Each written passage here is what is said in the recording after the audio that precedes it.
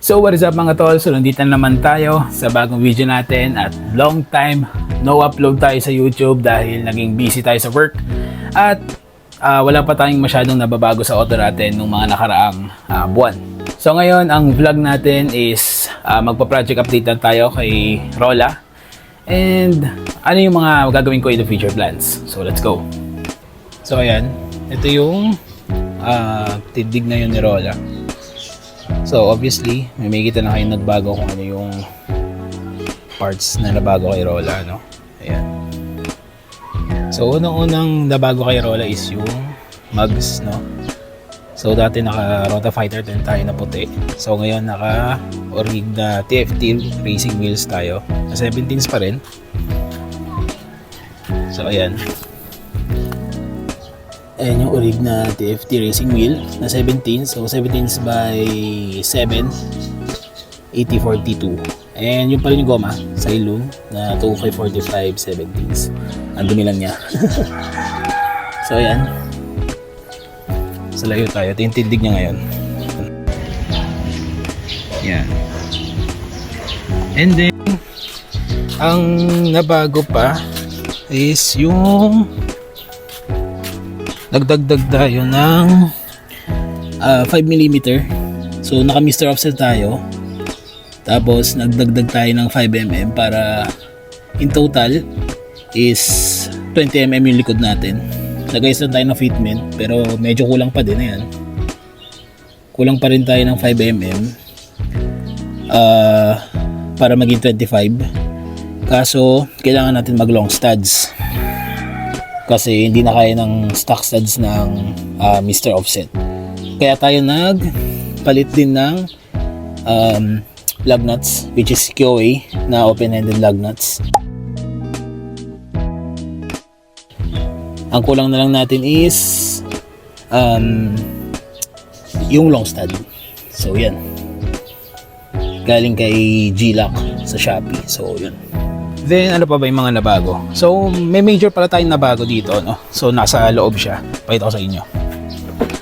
So yung pinaka major na napalitan natin dito sa auto bukod sa mugs is yung speakers natin.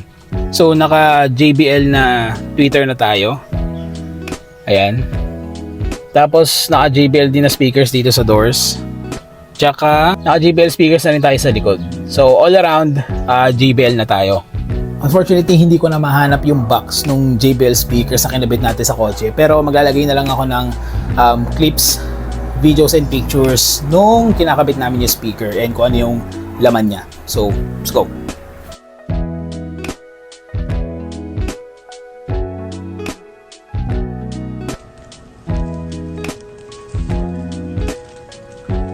And special thanks to sa girlfriend ko dahil regalo niya sa akin yung JBL speakers na to, anniversary gift niya. So babe, thank you so much, I love you.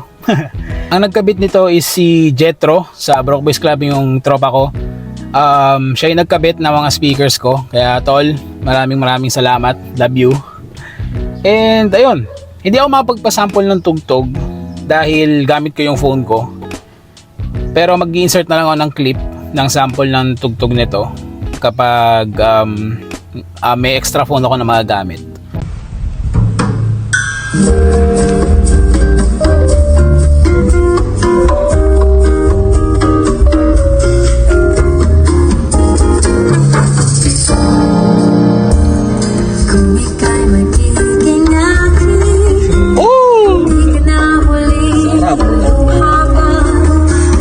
Pero ang masasabi ko lang, napakaganda ng quality ng JBL talaga pagdating sa sounds.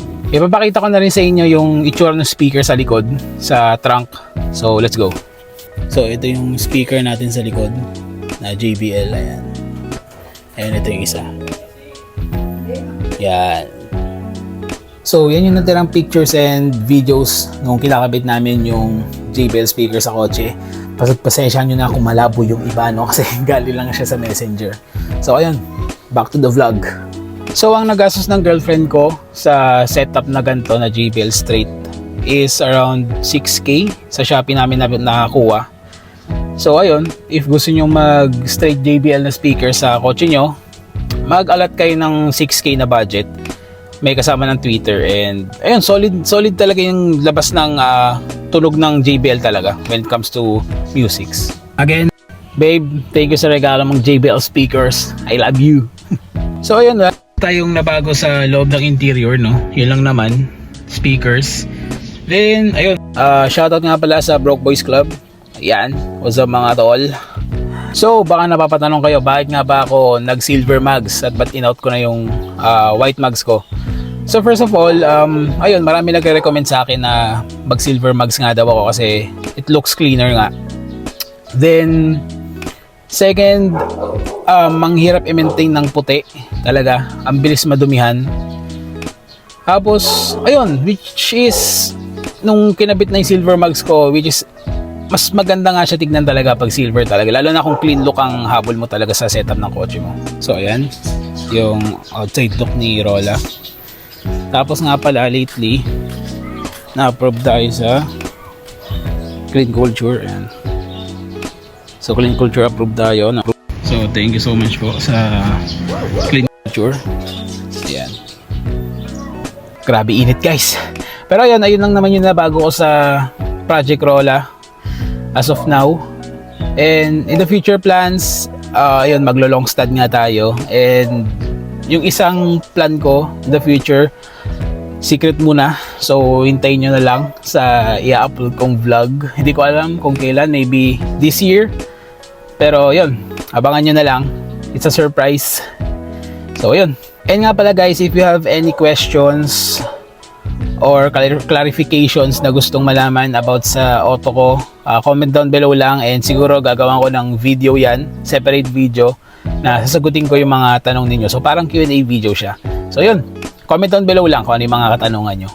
So natin i-end itong video na to. I-montage ko lang itong si Project Rolla. At ayun, enjoy guys.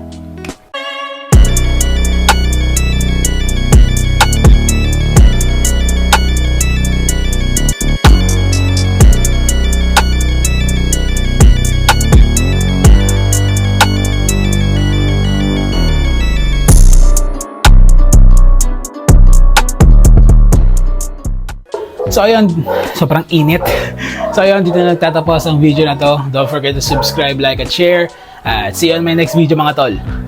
Peace!